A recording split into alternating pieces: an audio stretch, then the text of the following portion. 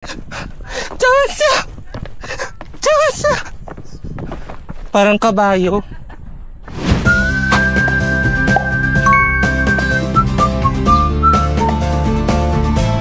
Sa first part ng ating last day in Taiwan ay pumunta tayo sa Zhongzhei Flower Market para makita ang mga beautiful and blooming flowers.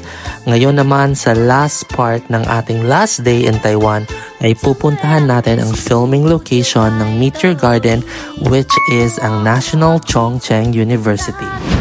Bago tayo dumiretso sa National Chongqing University from Zhongzhei Flower Market, ay magla-lunch muna tayo dito sa isang outlet mall, and binigyan tayo ng 1 hour ng ating tour guide para makapag-lunch. And as what you've seen sa previous video, magkahiwalay kami na group nila Jam and Marga, pero nagkita pa rin kami dito para sabay na din kami mag-lunch. So we ordered this Xiaolong Bao. Again, Xiaolong Bao. Medyo dry lang siya compare sa Shin Futang dun sa may Ximending. And nag-order din sila nitong parang soup na braised beef. So, we will just try to maximize our time bago bumiyahe ulit papuntang National Chongqing University. So free and takes it. And they ask the 20 questions, sleep on, and they go home. And naghiwalay na naman ulit kami na Jam and Marga. Pero magkikita pa rin naman kami doon sa may National Chongqing University. So from the outlet mall, approximately mga more or less mga 1 hour ulit yung travel time natin. Itong tour natin guys is still part of the tour package na nabook natin via Klook. So kasama na dito yung Zhongzhei Flower Market and itong pupuntahan natin na National Chongqing University. It's just a bit sad kasi yung trip na to is just a week after nung passing ni Barbie Hsu. And para mas feel pa namin na papunta kami doon sa filming location ng Meteor Garden, nagpapatugtog na dito yung tour guide namin ng mga soundtrack ng Meteor Garden.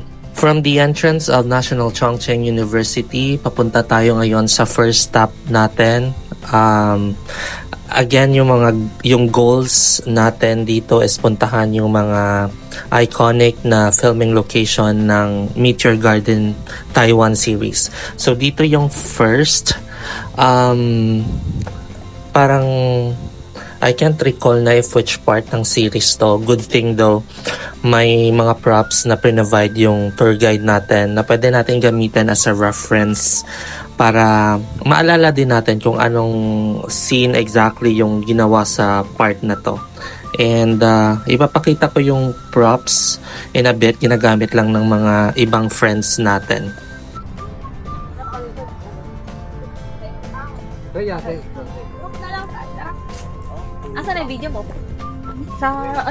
I've also thought of creating TikTok transition using the props na provide ng ating tour guide. So just in case interested kayo makita kung paano yung transition na ginawa ko sa TikTok, you can check my page, Budokis sa TikTok. Follow nyo na din ako.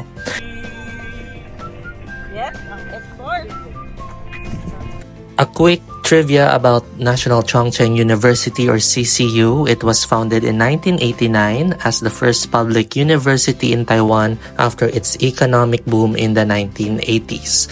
And now we are on our second stop, another location kung saan si Sanchay ay naglalakad. If nakita nyo doon sa picture na hawak ko.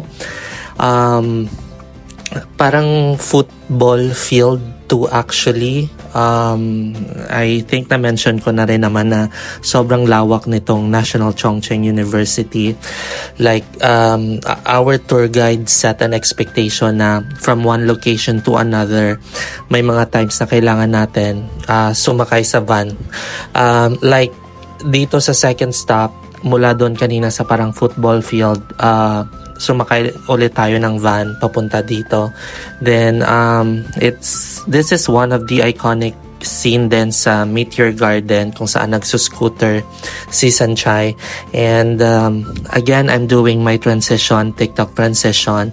And after this, naglakad lang kami papunta naman dito sa parang stairs na to kung saan may Family Mart.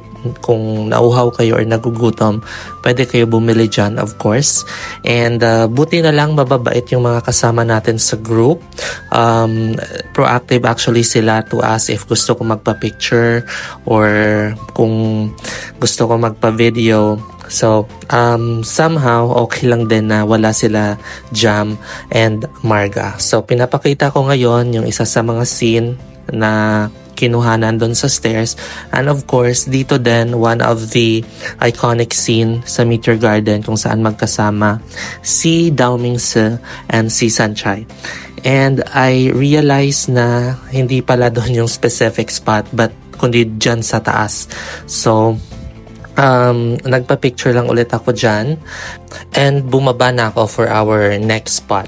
Bali itong scene na to guys sa fire exit, halos katabi niya lang yung stairs kanina na parang grand entrance. And dito sa likod is another iconic scene din sa Meteor Garden which ipapakita ko sa inyo shortly.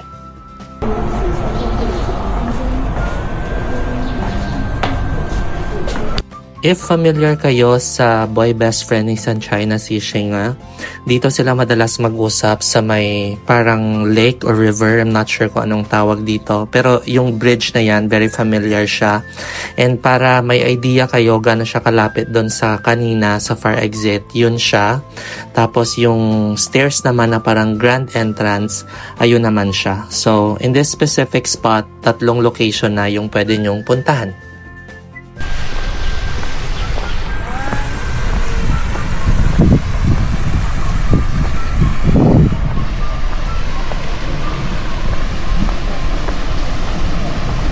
Now we're doing our next transition video. Again, check my TikTok. QC Pampanga. Mga North wala. At this point, nag-uusap lang kami ng mga groupmates natin bago tayo pumunta sa next location natin kung saan kailangan natin sumakay ulit ng ating van. And another transition video guys kung saan dito tayo sa location na pinag-aagawan ni Watsile and Dao Mingse si Sanchay. From our location guys, nakita ko na actually yung group nila Marga and Jam and patakbo akong pumunta doon. I just didn't realize na hindi pala tuloy-tuloy yung recording.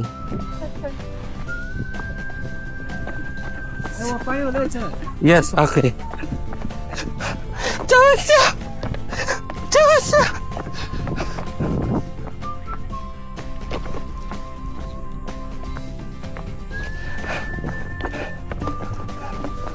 Parang kabayo.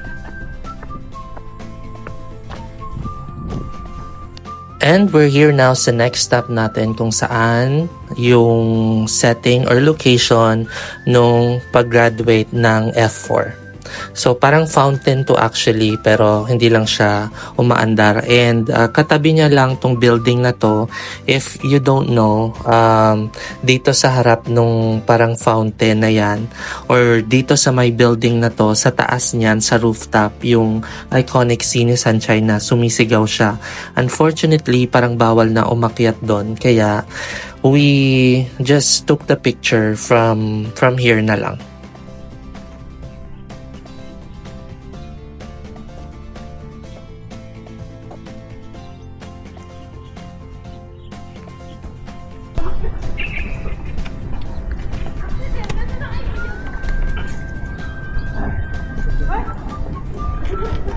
And yung last building na papasukan natin dito sa National Chongqing University ay ang kanilang library kung saan located ang iconic na locker ni Sanchay. Naalala nyo pa ba yung locker number ni Sanchay?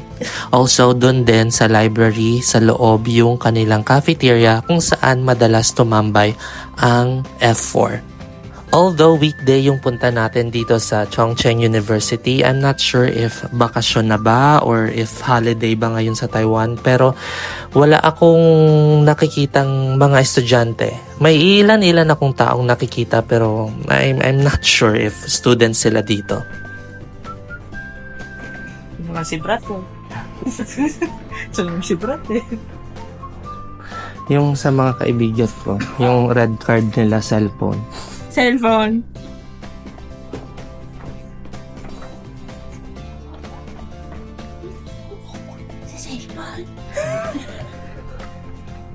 And if you already remember guys kung ano yung locker number ni Sanchay, ito yung locker niya, number 150.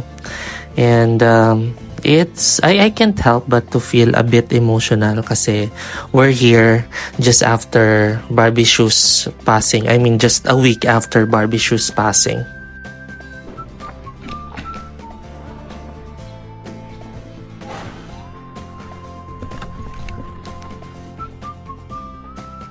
And yung finale ng ating tour ay dito sa may cafeteria nila.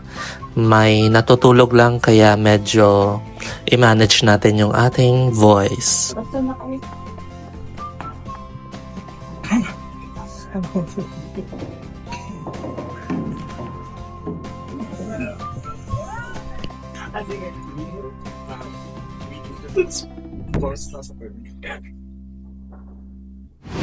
And now we're heading back to Taipei from our Zhongzhei Flower Market and National Chongqing University tour.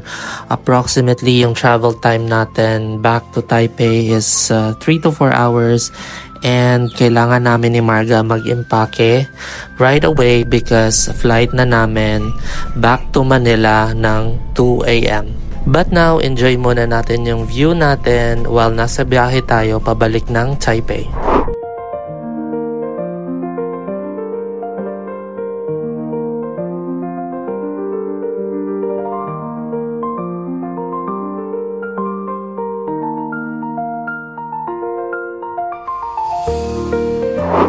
And we're finally back dito sa may Taipei. Approximately, yun nga, mga 4 hours yung biyahe natin from National Chongqing University. And wait lang natin dito sila Marga and Jam before we head back to Ximending. But I'll try to explore muna loob ng Taipei Main Station. So I'm here inside Taipei Main Station. I'm just waiting for Jam and Marga kasi nga nagka-separate kami sa biyahe. So, nag-ikot-ikot muna ako to see or to check what else to see here. Ang daming mga pangpasalubong. It looks delicious. Tapos dito kami din mamaya sasakay ni Marga back to the airport.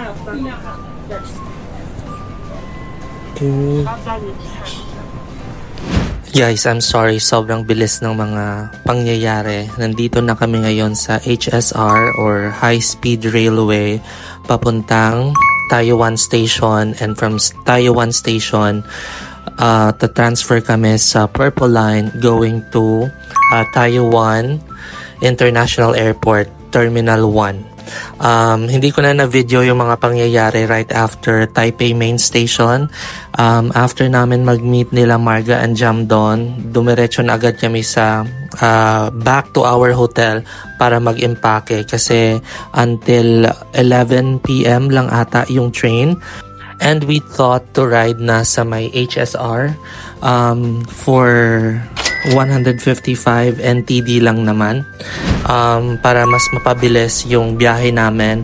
Then as mentioned, bababa lang kami dito sa may Taiwan Station, Purple Line ito. Then we will wait for our train diretso na sa Taiwan International Airport Terminal 1. And we finally made it here sa my airport.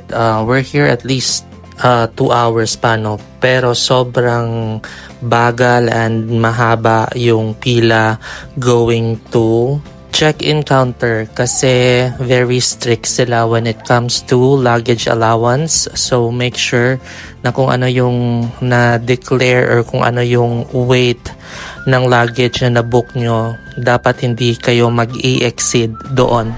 So we're just waiting for our turn hanggang sa makalagpas kami sa check-in counter. The next is immigration and boarding gate na. And I guess that's it, the end of our Taiwan tour. I'm just really grateful na nakapag-celebrate ako ng birthday ko here in Taiwan. Though marami tayong napuntahan, but there's still a lot of places that we can look forward to. And I hope you would consider liking, subscribing, and commenting. Thank you for watching. Take care.